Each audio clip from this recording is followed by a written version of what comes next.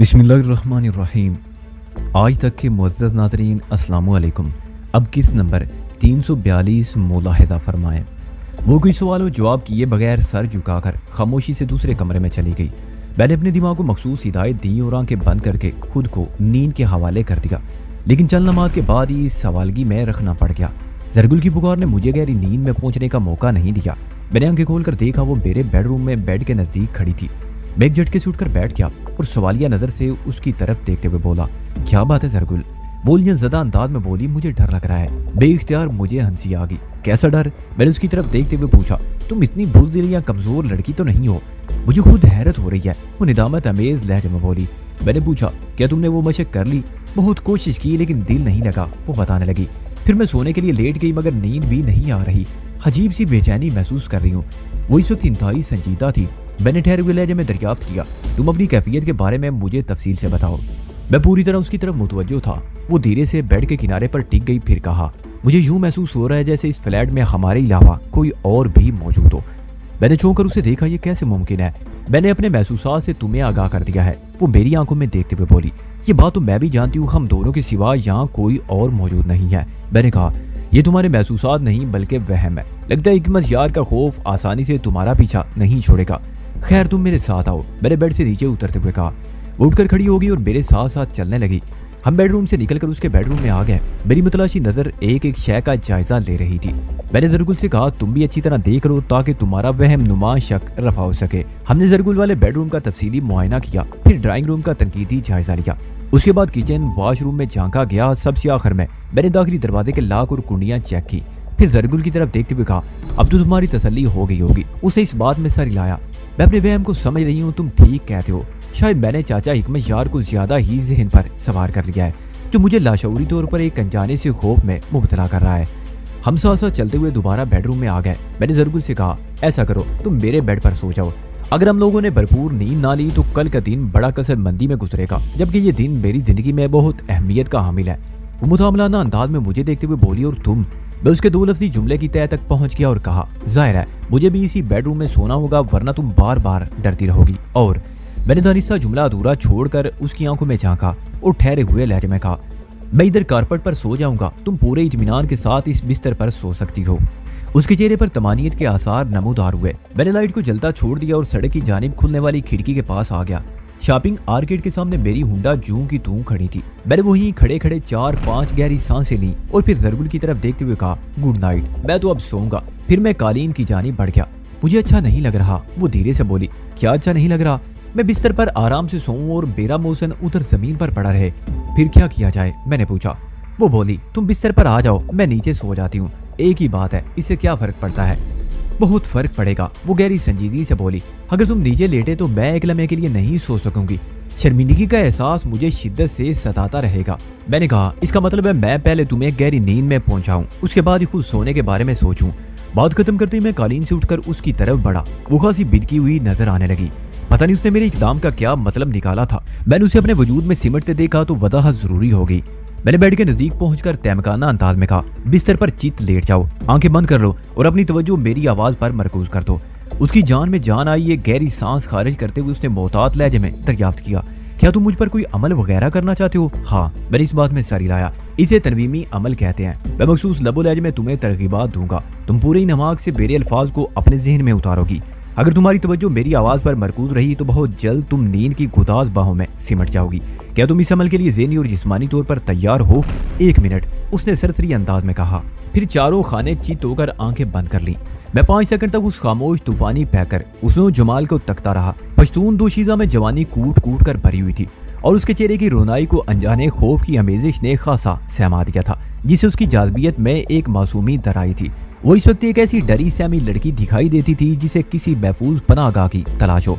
मैंने तरगीबात का सिलसिला शुरू किया ही था कि बंद आंखों के पीछे उसने सवाल किया, वैदान तुम इतने गहरे क्यों हो?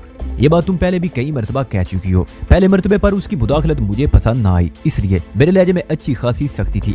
वो बदसूर आंखें बंद रखते हुए बोली, पहले की बात और थी, इस बार एक खास वजह से कह रही हूँ। अब वो खास वजह भी खुद ही बता दो। मैंने रखा इसे कहा, मैं महसूस कर रही हूँ तुम्हारी गहराई में पुरस्कारियत भी शामिल है। फिर इस सिलसिले में मैं क्या कर सकता हूँ? मैंने कहा, क्या तुम मेरी बात से इत्तफाक करते हो? इत्तफाक और इख्तलाफ बाद में होता रहेगा। मैंने कहा, फिलहाल अगर तुम वाकई सोना चाहती हो तो खामोश रहकर मेरी बातें तवज्जो से सुनो और इन्हें अपने ज़हन में बिठाने की कोशिश करो। जब तक तुम मेरे सवाल का जवाब नहीं दोगे मेरे अंदर एक बेचैनी सी फैली रहेगी। वो आंखें वाक करते हुए बोली, और इसी इज़्तिरारी कैफियत में मैं तुम्हारी तरगीबात पर ध्यान नहीं दे सकूंगी। मैंने बेबसी से एक तवील सांस खारिज की और कहा, ठीक है, तुम एक सवाल जल्दी से पूछ लो, सिर्फ एक सवाल। उसने पूछा, तुम्हें ये बात कैसे मालूम हुई कि दरवाजे के बाहर शहजाद अली मौजूद है? क्या तुम गैबदां हो? मैं उसका इशारा पलक झपकने में समझ गया। आज रात के दरमियानी हिस्से में जब शहजाद हमारे फ्लैट पर पहुंचा था तो उस वक्त मैं एक मशक के सिलसिले में जरगुल को जरूरी हिदायत दे रहा था। वो इतने ध्यान से सुन रही थी कि एक लम्हे पर मैं खामोश हुआ तो उसने बेसाख्ता पूछा, फिर क्या हुआ? उस सवाल के जवाब में मैंने बेइख्तियार कह दिया और फिर दरवाजे पर दस्तक होने लगी। मेरी बात खत्म होते ही शहजाद ने दरवाजा ना किया था। ये एक इत्तफाक था, लेकिन जरगुल का मुतजस्सिद ज़हन बाल की खाल उतारने पर तुला हुआ था। मैंने उसकी आंखों में देखते हुए कहा, गैब का इल्म सिर्फ खुदा की जात तक महदूद है, कोई इंसान इसका दावेदार नहीं हो सकता। अगर कोई इल्जाम में मुब्तला है तो समझो उसकी बर्बादी करीब आ पहुंची है। मैंने एक लम्हे का तवक्कुफ किया, फिर गंभीर लहजे में कहा, दस्तक के हवाले से जो कुछ हुआ उसे तुम एक इत्तफाक कह सकती हो, उसमें मेरे किसी इल्म या शक्ति को दखल नहीं, छी को भी नहीं। उसने तीखे लहजे में दरियाफ्त किया, मेरा ख्याल है नहीं। मैंने कहा, इसका मतलब है तुम पुरयकीन नहीं हो। वो एक नहायत ही अहम नुक्ते की जानिब इशारा कर रही थी। अगरचे मैंने उस वक्त महज बात बराए बात तक दस्तक का जिक्र किया था, लेकिन ये अमर खारिजी इम्कान नहीं था कि वो ख्याल ची की कार फरमाई के सबब मेरे जहन में आया हो। बाज़ औक़ात हर इंसान थोड़ा बहुत मुस्तकबिल के बारे में महसूस करने लग जाता है। ची की कुव्वत ज़ाहिर है इसकी सलाहियत में इजाफा कर सकती है। लाहौर में तो जरगुल से ची के बारे में ज्यादा बात नहीं हुई थी, लेकिन कराची पहुंचते ही उसने इस सिलसिले में मुझे काफी कुरी डाला था, इसलिए वो एक इत्तफाकी बात ची के क्रेडिट पर डाल रही थी। मैं अगर ची की असर पजीरी पर उससे गुफ्तगू करना शुरू करता तो फिर सोना नसीब ना होता, क्योंकि ये एक इंतहाई दिलचस्प और तूलानी बात है। लिहाजा मैंने अपने लहजे में रखाई का अंसर शामिल रखते हुए कहा, जरगुल, अगर तुम वाकई सोने का इरादा रखती हो तो फिर गैर मुतल्लका बातों को किसी और वक्त के लिए छोड़ दो। मैंने जरा रुककर उसके चेहरे के तासरात का जायजा लिया और कहा, लेकिन अगर तुम अभी सोना नहीं चाहती तो फिर शब बखैर। बात खत्म करके मैं पलटने लगा तो वो जल्दी से आंखें बंद करते हुए बोली, ठीक है, मैं अब कोई सवाल नहीं करूंगी, तुम अपना अमल शुरू कर दो। मैंने तरगीबात का आगाज किया और जरगुल को गहरी नींद में पहुंचाने के लिए हिप्नोटिज्म की मखसूस टेक्निक से काम लेने लगा। 5 मिनट में वो ड्रीम लैंड के एक पुरसुकून और कैफ आवर गोशे में पनाह गज़ी हो चुकी थी। रात को देर से बल्कि सुबह से पहले सोए थे, इसलिए दोपहर के करीब बेदार हुए। 6 घंटे की नींद ने बड़ी हद तक थकावट को दूर कर दिया। फ्रेश अप होने के बाद हम फ्लैट से निकल आए। नाश्ते का वक्त बहुत पीछे रह गया, लेकिन लंच के इंतजार में भूखा नहीं रहा जा सकता था। मेन तारक रोड पर आने के बाद मैंने जरगुल से कहा, पहले हम भरपूर नाश्ता करेंगे, उस वक्त तक मार्केट पूरी तरह खुल जाएगी, फिर मैं तुम्हें जरूरी शॉपिंग करा दूंगा। आज के दिन का तुम्हारा क्या प्रोग्राम है? उसने मेरे साथ कदम उठाते हुए पूछा। मैंने कहा, मेरा प्रोग्राम ज्यादातर मैं नहीं बनाता हूँ, हालात मेरे लिए स्क्रिप्ट तहरीर करते हैं, मैं तो अपनी मर्जी की लाइनें बोलकर आगे बढ़ जाता हूँ। बहरहाल मैंने जुमला अधूरा छोड़कर थोड़ा वक्फा लिया और मजीद कहा, नाश्ते के बाद मैं शहजाद से राब्ता करूंगा, वहाँ की सूरत हालात जानने के बाद ही कोई मंसूबा तरतीब देंगे। हम एक ईरानी रेस्टोरेंट की बालाई मंजिल पर आ बैठे। रेस्टोरेंट का ये हिस्सा फैमिली खाल के नाम से मारूफ था, जहाँ फैमिलीज कम और फैमिली की तगदो में मसरूफ जोड़े ज्यादा वक्त गुजारते थे, जिनमें से 5% फैमिली बनाने में कामयाब होते, बाकी एक दूसरे से गिले शिकवे करने के बाद राह बदलकर किसी और समत किस्मत आदमाई में लग जाते थे। नाश्ते के बाद मैंने जरगुल को भरपूर शॉपिंग करा डाली। मुख्तलिफ किस्म के बलबूसात, सैंडल, पर्स, रेस्ट वॉच, एक छोटा सा सूटकेस और मेकअप की मुकम्मल रेंज। मेकअप के सामान में बाज आइटम्स ऐसे भी थे जो जरगुल की समझ में नहीं आए। मैंने उन्हें अलग पैक करवा लिया। वो ना करती रही, लेकिन मैंने हाँ करते उसे लाद दिया। जब वो सवालात पर सवालात करने लगी तो मैंने कहा, मैंने कुछ ज्यादा नहीं किया, मौके महल की मुनासिबत से ये अशय जरूरी था। मौका महल? उसने उलझन ददा नजर से मुझे देखा। तुम कहना क्या चाहते हो? मैंने वजाहत करते हुए कहा, आज रात तुम एक दावत वलीमा में जाने वाली हो। क्या रूखी सूखी घर के कपड़े पहनकर दावत में शिरकत करोगी? कौन सी दावत वलीमा? उसकी हैरत दो चंद हो गई। मैंने उसे मिनास बाकर की बेटी शबाना की शादी के बारे में तफसीलन बताया। परसों रात को शबाना की शादी हुई थी। वो ब्याह कर कराची से हैदराबाद आ गई थी और आज यानी मंगल को हैदराबाद में वलीमे की तकरीब थी। बात पूरी करने के बाद मैंने कहा, मिनास साहब की फैमिली के साथ आज रात तुम हैदराबाद जाओगी। अब आई समझ में बात? तुम तो इस तरह कह रहे हो जैसे मैं अकेली जाऊंगी। वो खोजती हुई नजर से मुझे देखते हुए बोली, क्या तुम वहाँ जाने का इरादा नहीं रखते? मैंने इस बात में सर हिलाया। मैं नहीं जा सकूंगा, यहाँ कमीशन दावत वलीमा से ज्यादा अहम है। मैंने मिनास साहब से चंद जरूरी बातें करना है, इसलिए हम सीधे उनके बंगले पर जाएंगे। मैं तुम्हें वहाँ छोड़कर वापस आ जाऊंगा। तुम शॉपिंग का एक मरतबा फिर जायजा ले लो, कोई शय कम हो तो बताओ, ताकि इस कमी को अभी पूरा कर लिया जाए। मेरा ख्याल है हमने जरूरत से ज्यादा खरीदारी कर ली है, वो सामान की तरफ देखते हुए बोली। मैंने कहा, एक नहायत अहम शय बाकी है और मुझे हैरत है तुम उसे अभी तक भूले बैठी हो। ऐसी क्या चीज है? जरगुल ने सवालिया नजर से मुझे देखा। मैंने कहा, ज्वेलरी। ओह, वो चौंकी। शायद उस तरफ मेरा ध्यान इसलिए भी नहीं गया कि मुझे जेवरात पहनने का शौक नहीं है। बात शौक की नहीं, मौके की होती है। मैंने उसकी गहरी आंखों में झांकते हुए कहा, ज्यादा ना सही बालियां और एक आध रिंग तो चलेगी। मेरी ख्वाहिशनुमा इसरार के सामने उसने हथियार फेंक दिए। मैंने जरगुल की ज्वेलरी के साथ ही शबाना किशोर के लिए भी एक कीमती तलाई गिफ्ट पैक करवा लिया। फिर जरगुल से कहा, मेरी तरफ से तुम ये तोहफा दूल्हा को दे देना। मिनाज बाकर के साथ मेरे मरासम जिस नोयत में बदल चुके थे, उसके पेशे नजर सलूक के मौके पर कुछ सोचने समझने की जरूरत नहीं थी। खुदा ने मुझे बहुत कुछ दे रखा था और मैं खुले दिल और हाथ का मालिक भी था। शबाना को मैंने एक तलाई सेट शादी के तोहफे में दे दिया था। मिनाज के साथ शबाना को भी वो सेट बहुत पसंद आया था। मिनाज बाकर अखबार की कॉपी प्रेस भेजने के बाद घर आ जाता था, लिहाजा हम सीधे उसके बंगले पर पहुंच गए। जरगुल पहली मर्तबा वहां आई थी चूंकि मेरे साथ आई थी और एक दोस्त की हैसियत से आई थी, इसलिए उसे हाथों हाथ लिया गया। मैंने उसे मिनाज की फैमिली के हवाले किया और खुद मिनाज के साथ एक कमरे में बंद हो गया। अब तक के तमाम वाकयात से मैंने मिनाज बाकर को पूरी तरह आगाह रखा था। मैंने ठहरे हुए लहजे में कहा, मैं चौधरी नवाजिश से फाइनल गुफ्तगू आपकी मौजूदगी ही में करना चाहता हूँ। आप तो शाम होते ही वलीमे और हैदराबाद के मामलात में मसरूफ हो जाएंगे, लिहाजा आइंदा के लिए जो भी लाए अमल तय करना होगा उसके बारे में अभी फैसला हो जाए। मैं आपको बिल्कुल फ्री रखना चाहता हूँ। वो चंद लम्हा तक गंभीर अंदाज में मुझे देखता रहा, फिर अपनी मखसूस आवाज में बोला, क्या यहाँ से फोन करना मुनासिब होगा? मेरे ख्याल में ऐन मुनासिब होगा। मैंने पूरे एतमाद लहजे में कहा। चौधरी नवाजिश और शोएब गोरी को ये बात अच्छी तरह मालूम है कि कराची में मेरी आप पुश्तपनाही कर रहे हैं। अगर मैं आपके किसी भी प्लेटफॉर्म से मूव करूंगा तो ये बिल्कुल फितरी अमल होगा। ज्यादा से ज्यादा यही होगा ना, वो टेलीफोन एक्सचेंज के ताउन से यहाँ का फोन नंबर ट्रेस कर लेंगे और उन्हें मालूम हो जाएगा। मैंने आपके बंगले से राब्ता किया है, ये तो ऐसी कोई खास बात या खतरे वाली बात नहीं होगी। आपका ताल्लुक साफत से है और आप बड़े बाअसर शख्स हैं। शोएब गोरी या चौधरी का नेटवर्क बराह रास्त आप पर हार्ड नहीं डाल सकता। वो मुझे और आपके मजबूत ठिकानों से बाहर ही कहीं घेरना चाहेंगे। खैर, मैंने एक लम्हे का तवक्कुफ देकर कहा, अब तो मैंने खुद को किसी हद तक रोपोश रखने का भी आर्दी बंदोबस्त कर लिया है। फिर मैंने मिनाज बाकर को मेकअप के सामान और दीगर जरूरी एशिया के बारे में बताया, जिनके इस्तेमाल से हुलिये में बड़ी हद तक तब्दीली पैदा की जा सकती थी।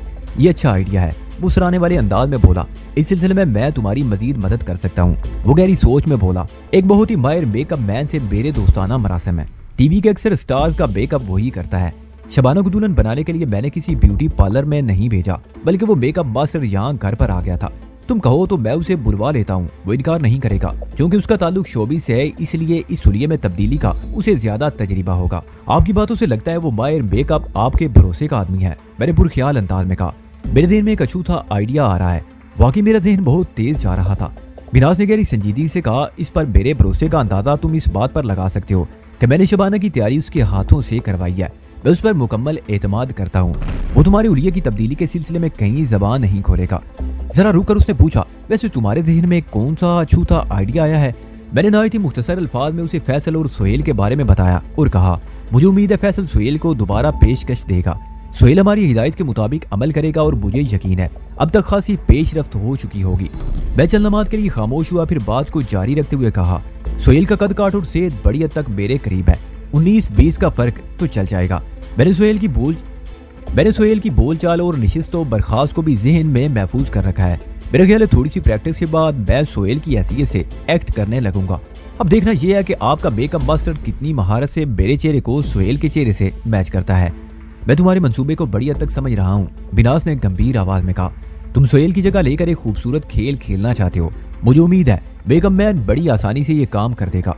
बाद मशहूर शख्सियात के खाके पेश करने के सिलसिले में उसने कई अदाकारों को मेकअप के जरिए नकल व मुताबिक असल बनाकर नाजरीन को वर्ताए हैरत में डाल दिया था।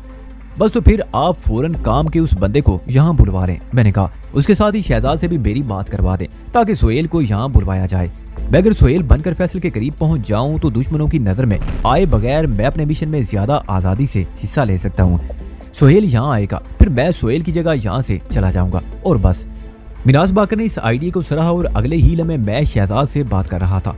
पहले मैंने वहां की रिपोर्ट ली और बहुत सी चौंका देने वाली बातें मालूम हुई। मैंने अपने मंसूबे के बारे में सरसरी तौर पर उसे बताया और कहा, तुम पहली फुर्सत में सुहेल को मिनाज बाकर साहब के बंगले पर भेज दो। कुछ ही देर बाद मैं सुहेल के रूप में तुम्हारे पास पहुंच जाऊंगा। बाकी मामलात वहीं तय कर लेंगे। राब्ता मुनक़ते होने के बाद मैंने मिनाज बाकर को उधर की सूरत-ए-हाल के बारे में बताया। फैसल ने सुहेल को शीशे में उतारने के लिए एक चाल चली थी। बिनाजमानी खेज अंदाज में गर्दन हिलाता रहा। फिर उसने बेकअप के बाहर को फोन खड़का दिया और ताकीद की कि जितनी जल्दी मुमकिन हो सके वो वहां पहुंच जाए। रिसीवर को क्रैडल करने के बाद वो मेरी तरफ मुतवज्जो हो गया। अब तुम जल्दी से चौधरी नवाजिश से फाइनल राउंड खेल लो ताकि सूरत की वजाहत हो सके। अगले लम्हे मैंने रखा वाली में चौधरी नवाजिश से राब्ता कर लिया। 5 सेकंड बाद वो ऑनलाइन हो गया। मैंने इखलाकी रस्मियात को बालाए ताक रखते हुए बड़े खुरदरे लहजे में कहा, मंगल का सूरज अपना आधा फासला तय कर चुका है चौधरी, बाकी फासला भी तय हो ही जाएगा। तुमने क्या फैसला किया है? मंगल में दंगल का इरादा तो नहीं है? अंदाज दो टोक और खाली अज बसरीत था। लिहाजा चौधरी ने मुझे घुमाने फिराने की ज्यादा कोशिश नहीं की और जहरीले लहजे में बोला, मैंने फैसल को हासिल करने के लिए शोएब से बात की थी। वो साहिल की वापसी के लिए दुगनी रकम मांग रहा है। हेरा फेरी उसकी घुट्टी में थी तो दे दो, तुम्हारे पास कौन सी कमी है? मैंने तंजिया अंदाज में कहा। वैसे मुझे तुम्हारी बात का यकीन नहीं आया। किस बात का यकीन नहीं आया? उसने दरियाफ्त किया। यही कि बुरे वक्त में तुम्हारा नया नवेला दोस्त ब्लैक बेलिंग की राह इख्तियार कर रहा है। मैंने काटदार लहजे में कहा, तुमने पिछली गुफ्तगू में शोएब के हवाले से बड़े बड़े दावे किए थे, अब तुम्हारे दावों की हकीकत खुल रही है। वैसे मुझे यकीन है तुम झूठ बोल रहे हो। शोएब घटियापन की इस सतह पर फायद नहीं। वो ज्यादा से ज्यादा ये कर सकता है कि अपने 10 करोड़ रुपए वापस ले ले। डबल वापसी वाली बात तुम्हारे गंदे ज़हन की पैदावार है। बहरहाल मुझे तुम दोनों की दोस्ती और कारोबार से कोई मतलब नहीं। मुझे तो तुम सीधा सीधा ये बताओ साहिल को कहाँ और किस वक्त मेरे हवाले कर रहे हो। इससे कबल मैंने जब भी साहिल के हवाले से बात की उसने अपनी माजूरी जाहिर करने की कोशिश की, लेकिन मेरे मुसलसल और संगीन अंदाज ने उसे बावर करवा दिया। वो इस बात पर मुझे पसपा नहीं कर पाएगा।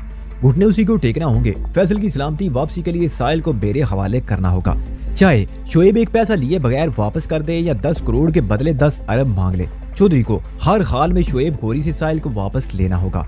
मेरे सवाल के जवाब में चौधरी ने कहा, तुम फैसल की वजह से मुझे मजबूर कर रहे हो, वरना मैं तुम जैसे पल्लों को अपने पाँव के नीचे कुचल कर रख देता हूँ। जलील खानदान के सेकंड लास्ट टिमटिमाते चिराग, मैंने गुस्सीले लहजे में कहा। मैंने ये तुम्हारी आखिरी गाली सुन ली और इसके साथ ही तुम्हें वार्निंग देता हूँ कि आइंदा मेरे लिए तुम्हारी जबान से कोई नाजेबा लफ्ज खारिज नहीं होना चाहिए, वरना तुम्हारी ये नापाक जबान मुंह से खारिज हो जाएगी। तो मेरी बात समझ रही हो ना? वो जवाबन कुछ ना बोला। एयर पीस में उसकी खामोश फुनकारें उभरती रहीं। वो इस वक्त चढ़ी हुई सांसों के अनजाने तूफानों से गुजर रहा था। जिंदगी में इतना बुरा वक्त उस पर पहले कभी नहीं पड़ा था। मैंने अपने सवाल को दोहराते हुए कहा, साहिल को किस वक्त और कहां मेरे हवाले कर रहे हो चौधरी? वो शिकस्त खुर्दा लहजे में बोला, तुम इस बंगले का रास्ता तो नहीं भूले होगे। उसके सवाल पर मेरे ज़हन में 2 बंगले घूम गए। नंबर 1 शोएब गोरी का ठिकाना साउथ और नंबर 2 डिफेंस सोसाइटी का गैर आबाद बंगला, जहां मैंने मियां जाहिद हुसैन की मुश्किल आसान की थी। मैंने अपनी तरफ से कोई इशारा दिए बगैर डांट कर कहा, चौधरी मेरे पास पेलियां बूझने का वक्त नहीं। तुम ख्वाह मुखा अपने बेटे के लिए मुश्किलात पैदा कर रहे हो। बेटे के हवाले से वो तड़प उठता था जैसे हाथापाई के दौरान में कोई शख्स अपने अरीफ के जिस्म के नाजुक हिस्से पर हाथ डाल दे तो सामने वाला सर झुकाने और घुटने टेकने पर मजबूर हो जाता है। ऐसी कैफियत चौधरी की भी हो रही थी। फैसल उसकी जिंदगी का नाजुक तरीन शोबा था। वो थके हुए लहजे में बोला, मैं उस बंगले की बात कर रहा हूँ जहाँ तुमने जाहिद हुसैन को नाकाबिले तलाफी नुकसान पहुंचाया था। वो नहायत ही मोहताज अल्फाज का इस्तेमाल कर रहा था। मैंने कहा, मुझे उस बंगले का रास्ता अजबर है, बोलो क्या कहते हो?